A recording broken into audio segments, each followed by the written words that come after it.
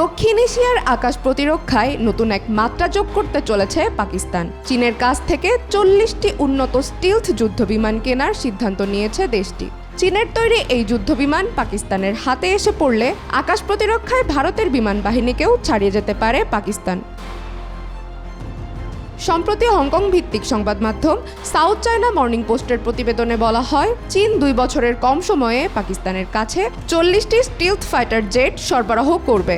চীনের পুরো প্রতিরক্ষা শিল্প এরই মধ্যে ব্যাপক উৎপাদনের জন্য প্রস্তুত রয়েছে, কারণ এই যুদ্ধবিমানের কোনো অংশের জন্য অন্য কোনো দেশের ওপর নির্ভর করতে হয় না চীনকে।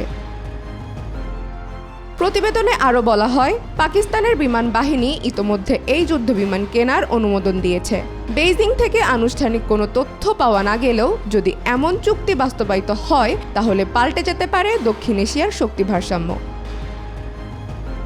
পাকিস্তানের সবসময়ের মিত্রদেশ চীন। বহু আগে থেকেই দেশটিকে সামরিক এবং আর্থিক সহায়তা দিয়ে আসছে বেইজিং। একই সঙ্গে দেশ দুটির চিরশত্রু হল ভারত।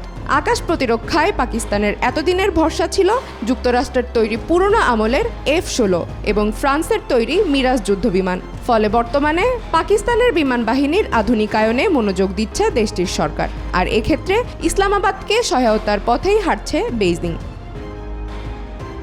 এরই মধ্যে পাকিস্তানের বিমান বাহিনীর পাইলটরা আনুষ্ঠানিকভাবে চীনের যুদ্ধবিমান J-35 চালানোর প্রশিক্ষণ শুরু করেছেন।